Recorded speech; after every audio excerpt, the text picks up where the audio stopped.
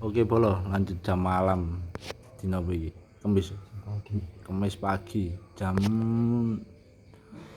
4:42 sampai isuk bolo. Sik lembur ngene iki. Saking gak payune bengkele.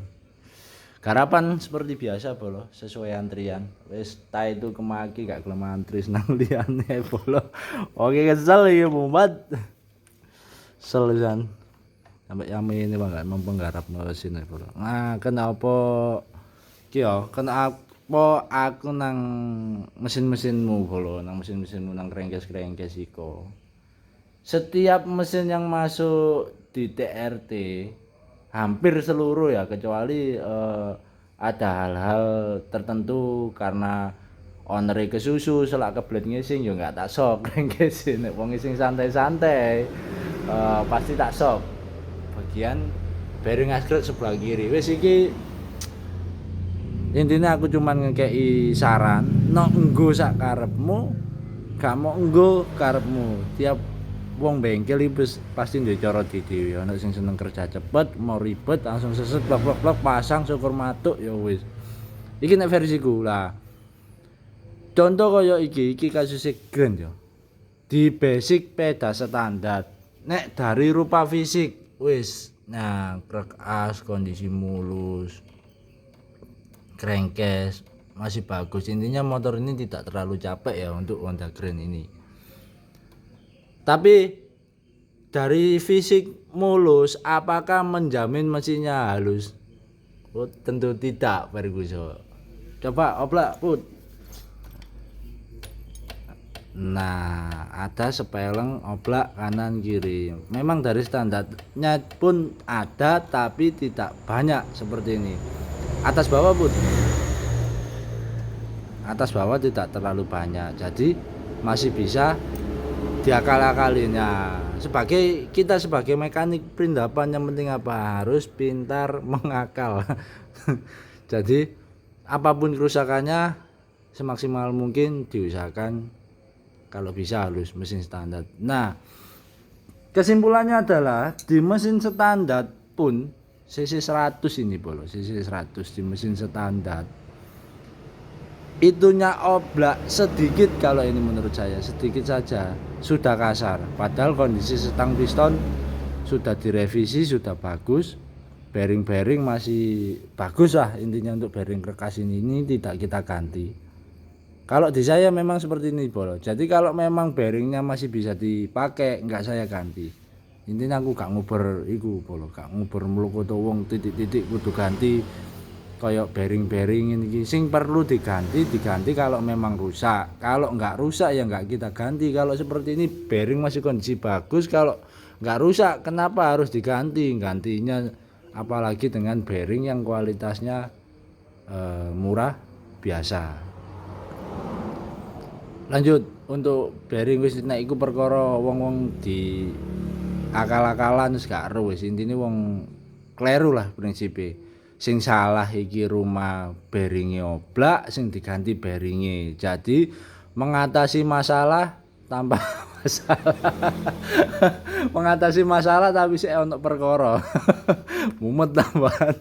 Dadi solusine piye bolo? Nek iki nek versi nang Grand diakal wis ilmu lawas. Nek wong-wong sing garap-garap series si series ngene iki pasti wis waleh ambek penyakit Grand ngene bolo. Wis katon wis kapalan cara ngono. Ganjering aman kok. Selagi pemasangannya tepat aman juga. Sing penting iki enggak oblak diterusno dipasang. Nah, ini tadi motor sudah hidup bolo. Motor sudah hidup dipasang kok ada ngoklok ya mau enggak mau kita kerja 2 kali dibongkar seperti ini. Ongkosan sama serepot ngono kok cap larang lah katel. Ongkosan sama kerja 2 kali ya, suka duka sebagai mekanik bolos kurang lebih seperti ini. Kita bongkar, kita maksimalkan lah semampu mungkin. Kenapa kok enggak pakai metode disok seperti Herek mas, biar saya jelaskan ya biar mudah dipahami. Ini engine standar, mesin standar dengan cc 100. Kalau kita shock toleransi seperti herek lah. Sedangkan di toleransi herek itu kerapatan shock rumah bearingnya kita buat untuk kerapatan rapat sama kayak dengan Ninja, Vixen, Scorpio dengan cc rata-rata 150 ya. Kenapa dari pabrikan dibuat rapat? Ya silakan didengar sendiri stasionernya motor Vixen. Bahkan Yamaha Scorpio 225 cc kok bisa wadem. Rahasianya ada di sini bolo. Meskipun dengan kompresi yang demikian, pistonnya Scorpio itu 70 juga ya. Kok bisa halus ya, memang dia mempunyai toleransi kerapatan rumah bearing kerkas yang rapat. Terus diimbangi juga dengan bearing koyo. Yang pernah bongkar krek Scorpio pasti tahu bearingnya pasti koyo. Kalau bearing koyo bawaan motor itu kualitasnya nggak kaleng-kaleng teman-teman. Bahkan C3 ya biasanya. Kalau yang basicnya ya di motor-motor Yamaha yang bearing di dalaman mesin itu ada beberapa yang pakai C3 ya, tapi tidak semua. Tapi intinya dari Yamaha dia kerjasama dengan koyo ya. Kalau Honda NTN. Kalau yang bearing baru nggak karu-karuan, bungkusnya Honda, dalamannya entah koyo, entah NTN, entah Nachi, aneh-aneh sekarang kalau spare part baru-baru itu. Yang penting dia masih bisa jual spare part dengan bungkusnya original ya. Lanjut ke pembahasannya ya. Kenapa di Honda Grand tidak kita shock? Ya bisa di shock, tapi nanti dengan toleransi kerapatannya itu tidak terlalu rapat, dikembalikan persis standar pabrik intinya. Cuman agak ribet nanti prosesnya. Jadi faktor waktu. Jadi kalau ini kita bongkar ulang atau yang punya sebelum bongkar kita tawarin untuk ngesok ulang, pasti nggak sabar. Soalnya nanti ngesoknya juga antri di bubutan, proses penyenteran, proses pembuatan sok yang kita pakai bahan itu bahan besi cor ya, dari bahan bekas boring bekas intinya. Kalau nggak ada boring bekas ya boring baru dibubut untuk bahan sok. Disok ulang apa? Bertujuan supaya halus. Nah, karena di Grand ini engine-nya 100, sangat jarang sekali kita sok Grand Honda Win. Kalau tidak terlalu parah banget baru kita sok, kecuali kalau dioblak seperti itu sudah koplak seperti itu baru kita sok. Mau nggak mau kita sok. Kalau seperti ini masih bagus lah, nggak oblak atas bawah kanan kiri. Kalau kanan kirinya ini memang sepeleng. Nah jadi untuk bagian bearing ini ngikut. Nah ini yang sering kali kita dokumentasikan, harap teliti untuk pekerjaan seperti ini supaya tidak kerja 2 kali, sekali pasang langsung rakit. Di Grand cc nya 100, kalau di shock ya itu nanti motornya ada plus minusnya ya. Kalau di shock nanti motornya putaran kerkasnya jadi berat bolo. Kalau dibuat toleransi sama kayak Scorpio Vixen atau bahkan Ninja itu lebih rapat lagi ya, Ninja 2 tak lo ya. Kalau di shock kerapatan seperti itu, putaran kerkasnya nanti akan terbebani ya, lebih berat. Apalagi ketika mesin dingin sangat kelihatan. Jadi dia putarannya lebih berat. Tapi kalau sudah panas, sudah jalan kurang lebih 1 km lah, dia lama kelamaan akan nenteng. Semakin panas suhu temperatur mesin, sifat besi sama sifat diral, dia akan memuai, semakin nenteng. Sifat bearing pun begitu juga, semakin panas dia akan memuai, jadi putaran bearing semakin nenteng. Kalau derek, kenapa kita shock? Kita berani shock soalnya di engine herek rata-rata bersisi besar ya bolo. Wis pasang di mesin herek rata-rata bersisi besar, makanya selalu kita shock. Alasannya kenapa?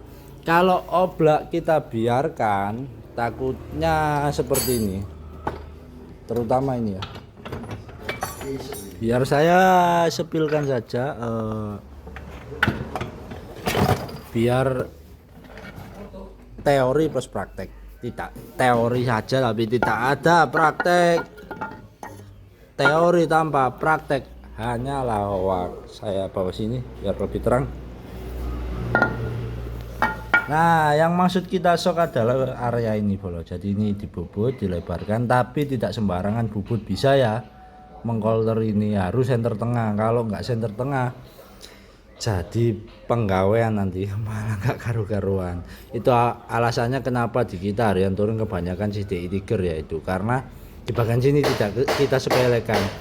Pengapian AC kalau ini oblak kalian biarkan sepulnya diserempet magnet, saya jamin nggak lama pasti mati untuk gulungan AC-nya. Buktinya apa? Tak sepilkan dulu. Aku melayu rono renderek demi koni. Nah, ini salah satu sepul yang sudah kita gulung ulang. Ini AC, sama ini bekas ke serempet magnet. Sepele ini bukan karena sregeol, karena sepele magnet lompat, kita luput kesempet magnet. Jadi bagian AC-nya mati. Begitupun di mesin standar, itu sebabnya kenapa kebanyakan Tiger kita kan sering belah mesin Tiger ya, sering dapatan unit mesin Tiger. Sering terjadi Tiger sepulnya KW, sering terjadi sepulnya sudah gulung ulang. Nah, itu makanya yang sakit di sini yang digulung sepulnya. Bahkan yang kebacut, yang salahnya parah, yang mati sepul gulungan AC, penyakitnya di sini dibiarkan. Solusi tergampang memang dirubah CDI DC. Kenapa? Kalau digulung AC, digulung ulang lagi gulungan AC-nya, pasti bakal mati lagi kalau ini belum sembuh penyakitnya. Jadi solusinya memang dirubah DC. Itu kebanyakan kenapa teman-teman yang pengapiannya Tiger, motornya Tiger diganti CDI DC, yaitu karena kurangnya pemahaman ya. Jadi intinya kalian tidak menemukan orang yang tepat. Terus gampangnya begitu saja. Untuk bearing rekas sendiri derek kita berani ngesok. Kenapa? Karena derek itu apalagi yang sudah bore up, stroke up, dia itu cepat panasnya bolo. Untuk bagian temperatur lebih cepat mendekati titik didih lah untuk bagian oli itu. Makanya kita berani. Contoh seperti ini di 300 up, 300 cc lebih. Enggak 300 cc lebih saja ya. Di kita standar Tiger pun kita sok biasanya supaya halus. Pekerjaan lebih gampang lah intinya. Sekali pasang plek motor langsung halus. Alasannya kita sok kenapa? Nah, seperti ini. Untuk mengimbangi sisi besar, kompresi besar, supaya dia nggak nerotok. Satu nggak nerotok, nggak kasar, nggak oblak, nggak cek waktu stasioner. Yang oblak rumah bearingnya, yang disalahkan nanti hose couplingnya. Padahal hose coupling meskipun ada oblak, meskipun sudah lumayan parah, nggak terlalu kasar, di coupling hilang.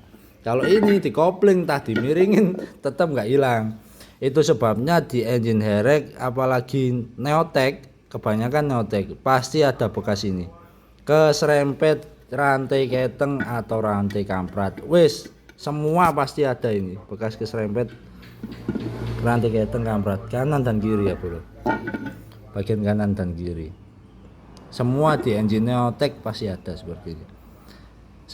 Disebabkan apa mas kalau diserempet rantai keteng? Contoh mesin posisi hidup seperti ini, dikarenakan rumah bearing rekasnya ini oblak, otomatis askriknya waktu berputar dia bergeser, bergerak ke kanan ke kiri, ke kanan ke kiri, mengakibatkan ini sampai rantai ketengnya sebenarnya kan standarnya ada jarak loh sebegitu lebarnya. Rantai keteng ketebalannya hanya kurang lebih seperti ini. Nah ini kalau dimasukkan ke sini pun loh, lebar ini jari saya aja masuk loh. Jari saya ini ukurannya besar ya. Jempol saya coba lah. Jempol saya ini loh masuk. Sedangkan rantai keteng kan tipis. Segini. Mungkin cuman 4 enggak sampai 5 mili. 4 milian lah rantai keteng standar itu. Jempol saya ini lebih kalau dari 10 mili. Sampai ke gores kan memang berarti oblaknya parah untuk bagian rumah bearing ini. Semakin panas semakin enteng dia, semakin longgar, semakin goyang kanan kiri. Nah, solusinya cara mengatasi ini tip dari saya ya, supaya kalian kerja gampang, tidak kerja 2 kali dengan hasil yang maksimal, puas lah intinya sekali rakit motor halus ya ini dengan pengesokan rumah bearing, jadi disok ulang.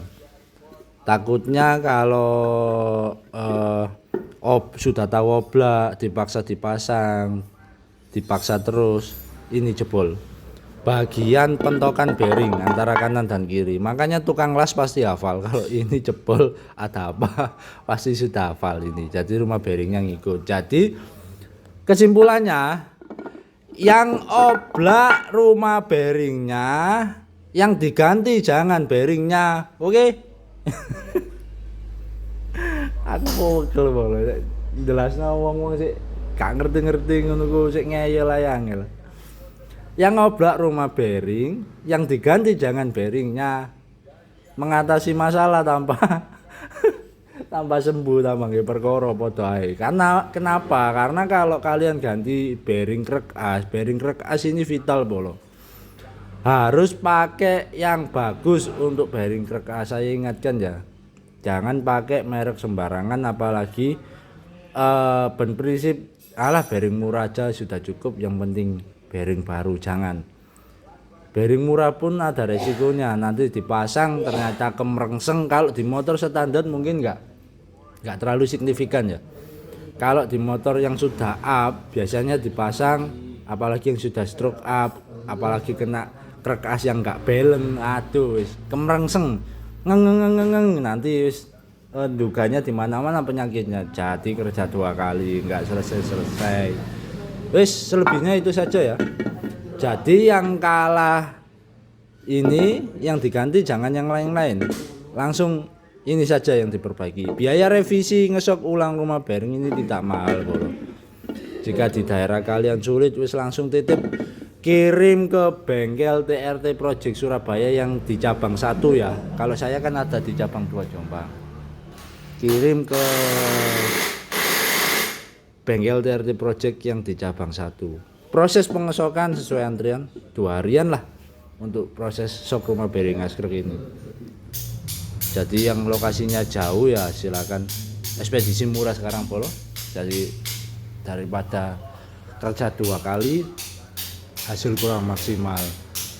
Pengaruhnya apa mas kalau itu oblak? Banyak bosku pengaruhnya. Jadi bisa membuat kasar di bagian rantai keteng, terutama rantai keteng ricik waktu panas, atau di kop. Apakah mengaruh juga di kop? Jelas ngaruh. Di kop ini wilayah harusnya putarannya balancing stabil, ditambah ini oblak, jadi dia itu